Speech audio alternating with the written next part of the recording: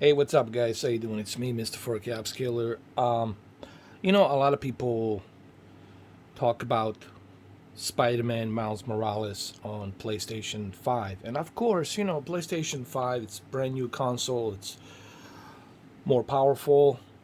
It has a solid-state drive. And of course, it can utilize ray tracing.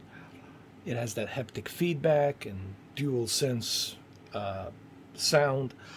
But, you know, PlayStation 4 Pro, it's not bad either. PlayStation 4 Pro, it's still 4K, it's still HDR.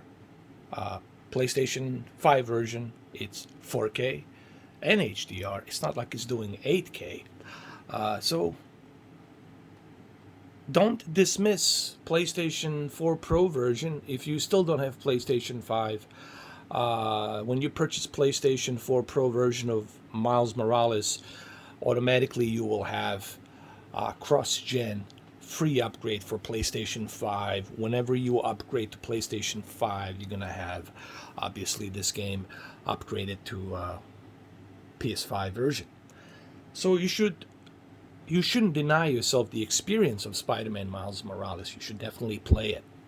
All right, so what you're looking at here, it's a C10, 48-inch OLED television that was gifted to me by LG. I'm very grateful for them that they did that. So what I'm going to try to do here, I'm going to try to give you my HDR settings and overall settings that I'm using for Spider-Man Miles Morales. So without any more butchering of this video, it's been already 1 minute and 2 minutes. Let's jump right into the settings, shall we?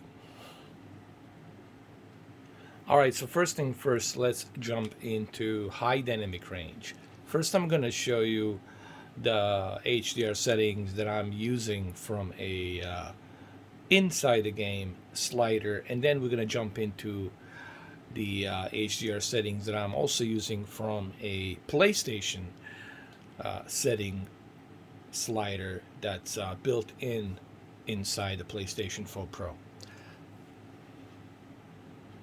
All right, so first and foremost, I want to show you why it's important to have contrast on your television when it comes to HDR metadata, why it's important to have that contrast move all the way to the maximum. As you can see right here, right now, the highlights from HDR metadata, UHD color, are pretty much right here showing up. These are the highlights of the peak brightness. They're all being highlighted. The areas where there's a light, where the light is reflecting, so that way you can have that nice contrast ratio of dynamic picture show up. And this is why the contrast, it's important to utilize that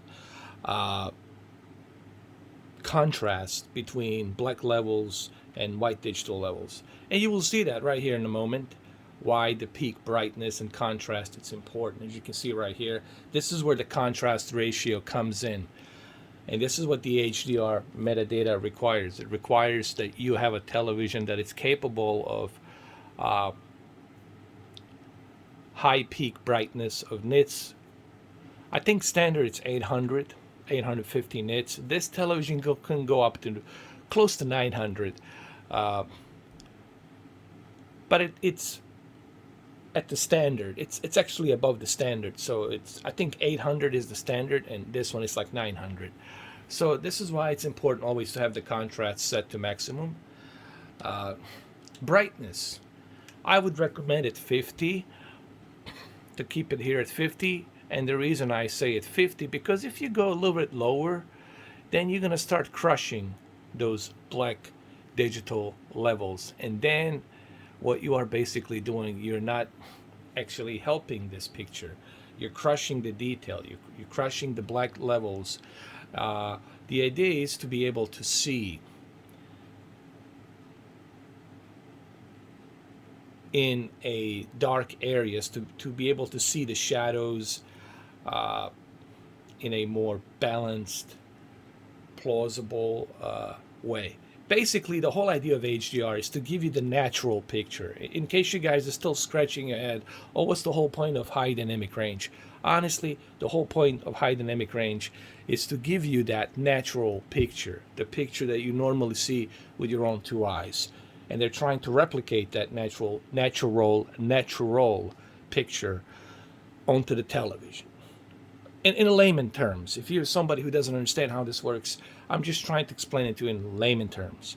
All right, so this is why you want the brightness at 50 and the contrast at maximum. Film grain, I would also recommend to move the film grain. You don't want this crap. Turn this off. And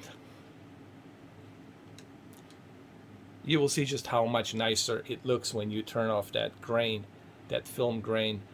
It looks beautiful. As you can see right here, HDR now pops in nicely. You can see the definition of the clouds, of the light coming down. All of that, it's done perfectly. And this is the PlayStation 4 Pro version, guys. Also remember, the reason why HDR looks so good here on this television, because this is a self-emitting technology. What is the whole point of OLED?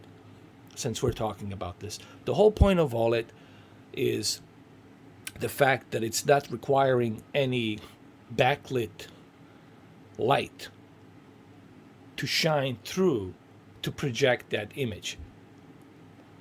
It produces its own light, and every and each pixel individually, it's self-emitting by itself. Now, what do I mean by itself? Meaning, sure, you still need electricity to do it.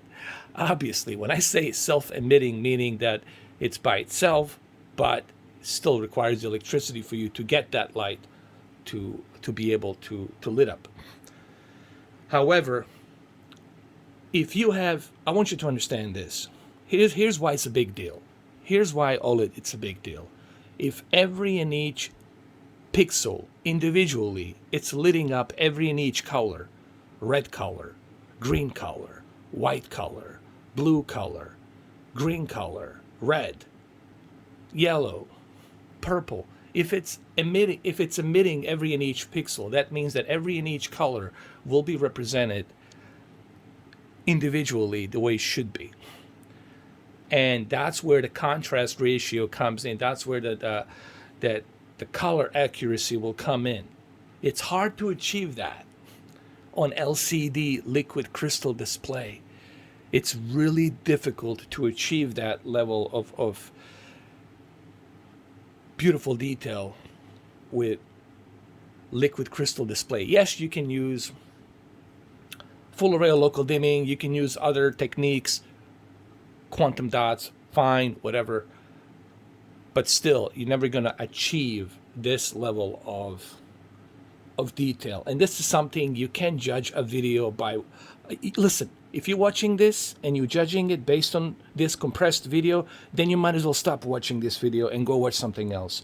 You have to see this in person. You got to bring it home. You got to put it in your living room to truly understand what Mr. 4K is blabbing about here to you. That's like the only way. All right, let's move on to the settings. Even though I have said this gazillions of times, repeated this crap like gigatrillion times in 7 years. All right, so settings. Obviously, you want to use Game HDR settings. So that way you can have the best possible low latency and the best possible performance, right? So you want to use the Game HDR mode. And once you do that, then you go over here to the settings, all settings, and then you click on the picture mode settings right here. And this is basically what I'm using here right now. Remember, the OLED light always has to be at 100. If you're going to be using that HDR, you have to have this OLED light set to maximum. This is non-negotiable. If you're afraid of using your OLED light, then don't use the HDR. Turn the HDR off. Otherwise, what's the purpose? You have to have this at 100 if you want to utilize high dynamic range. Okay, this is non-negotiable. You have to have this at 100. All right, what's the next thing? The contrast. Of course, we need a contrast as well to squeeze as much of that peak brightness to bring this highlights of HDR metadata with this beautiful contrast ratio here. Okay. So remember, OLED light, contrast has to be set to maximum. Brightness, you want this at 50, because if you go above 50, then you're going to be overbrighting your black levels. If you go down below, you're going to be crushing your black levels. So you want to keep it at middle here. Sharpness. Why do I keep sharpness at 10? Well, first of all, you already have a 4K resolution here. You already got excellent resolution here. Even if it's checkerboard, let's say 1800p or 1440p, it doesn't matter. It's still 4K. You still get a great detail of resolution here. No reason for you to be cranking this up all the way high. Okay, I would suggest to everybody to keep it at 10. Sharpness at 10. Sharpness doesn't enhance the detail. Pixels by pixels enhance the detail. This is just a filter that is trying to outline every and each pixel by sharpening it. But sometimes that could be also damaging the quality of picture. Color, 53. I always keep it at 53 to give it a little bit of that little extra icing on the cake, if you will. And my color, it's always at 53. I always keep it at 53. So that's what I'm using pretty much for the settings here. Now let's move on to the advanced controls. Now you're going to say, why do you have your dynamic contrast turned off? Well, here's the reason why. I already have contrast set to maximum. I already have the OLED set to maximum. If I move this too high, then I'm going to be overblowing. Here, let me show you. I'm going to be overblowing the white digital levels. Look. They're going to be overblowing, and I don't want to do that. I don't know if the camera can pick it up or not. I'm not sure if it can, but that's pretty much what you're doing. So there's no point of you using this too high. Just turn it off. Honestly, this filter, it's not for HDR. I'm going to say right now, guys, this filter, it's not for HDR. This filter, it's if you don't have HDR. If you're not running HDR, if you don't have HDR, turn on the UHD color, HDR metadata. If you're watching something on standard, then yeah, you can use this. This filter will help, but only if you don't have HDR. All right? If you have HDR, you don't need this.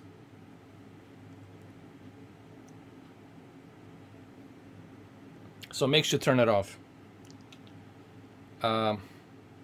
Dynamic tone mapping. You need this. You need this because this will help squeeze even more peak brightness, and you want to squeeze as much of that peak brightness as possible for HDR. Like you have to. You have no choice. You have to. So what's the best way to do it? It's by turning this dynamic tone mapping. Turning it off, you're going to lose some of that peak brightness, and then the HDR is going to be not as vibrant. The HDR is going to be very dimmed. So you turn this on, and this will increase that peak brightness. Now, don't look at this camera and then you look at the sun and you think, oh, why does it look green? Why does it look blue? That's because this camera lens cannot depict. Okay, this camera lens cannot depict what my own two eyes are seeing, all right? This is why you can't judge the television from a camera compressed with video. So please, if you're one of those guys who's doing that, please do me a favor, don't do that. You can't see what my own two eyes are seeing. I'm just doing here to give you my recipe, to give you my settings, and then you can choose to use those settings or don't use those settings. It's free. It doesn't cost you anything, all right? So keep dynamic tone mapping on. Super resolution, turn this off. You don't need this. This is something, if you're watching some old DVDs or VHS or what have you, some 480p, 570p, whatever, some old movies from 2001 or 2002. color gamut, you always want this to be an automatic. Let the color accuracy be, let the color be portrayed automatically by the television. Television will detect what's the best color representation here. White balance, well, for the movies,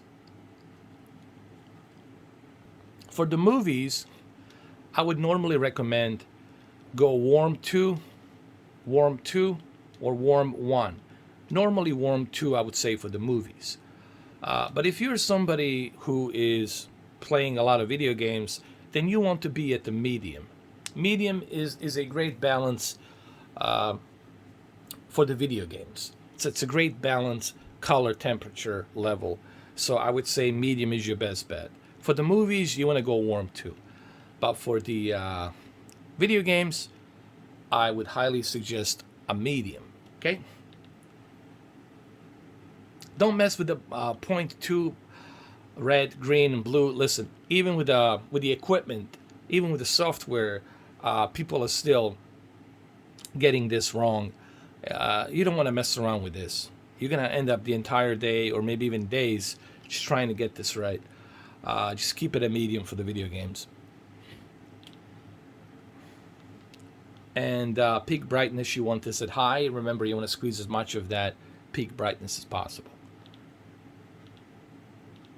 All right, so that's what I'm using here currently, and it looks great, as you can see.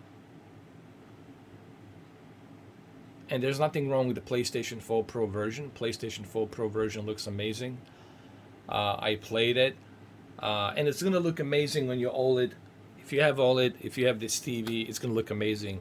So there's nothing wrong with the PlayStation 4 Pro. You know, I was going to say to Solid Rev, hey, Solid Rev, listen, man, if you still have your PlayStation 4 Pro, brother, you're not missing out anything. You still can play Miles Morales. You can still play all these other PlayStation games. You still have 4K. You still have HDR. I mean, it kind of sucks that you have to deal with that BS with your PlayStation 5 breaking. I'm sorry to hear that, but there's nothing wrong with the PlayStation 4 Pro. And from what I have heard, your solid state drive runs just fine on your PlayStation 4 Pro, and you don't have any issues with the PlayStation 4 Pro. So, and there's really nothing for you to play right now on besides Demon Souls. But is Demon Souls like a AAA must-have type of a first-party game? No, it's not. So, you know, guys, you're not missing out by not having that PlayStation 5 at the moment. So really, I really feel sorry for those of you who spend $2,000 or $1,500. I mean, Jesus Christ. I mean, what's wrong with you? No, really, you should see a shrink immediately. Like, immediately see a psychiatrist, like, you need some help, you know, like, oh my God. But anyway, I hope this helps. If you have any questions regarding this, please do let me know. I hope you will utilize these settings. Yes, I'm using my HDMI 2.1 ultra high-speed cable, and it looks great. I know this is a long video, but it's impossible for me to do these videos short because I want to explain why I am doing X, Y, and Z, why am I implementing certain settings this way. Not only do I show to you my settings, but at the same time, I'm trying to explain to you why I'm using these settings this way. Okay, so at the same time, I'm showing you what I'm using, but at the same time also I'm explaining to you why I'm using it, so that way you have some better understanding, broader understanding on why my settings are the way they are. Okay, there you have it. This will also work on E8, C9, B9, and of course C10. So PlayStation 4 Pro. It's PlayStation 4 Pro. I'm not BSing. There it is, PlayStation 4 Pro. I don't have a PlayStation 5. So I hope you guys enjoy these settings. Listen, I have two OLEDs. It's like my fifth OLED right now. I don't think I can go back to... my QLED is just sitting here. It's collecting dust. my Q8F and QLED, so sitting here collecting dust, I really will have a hard time going back to anything other than OLED. Once you go OLED, man, you're never going to go back to anything else. Trust me when I tell you this. Trust me. All right. Thank you, guys. And I'll see you on the live stream tomorrow. Today I'm tired. I worked all day long, but I'll see you tomorrow. You'll see plenty of me on the live stream. Okay? Thank you for watching this video. Take care.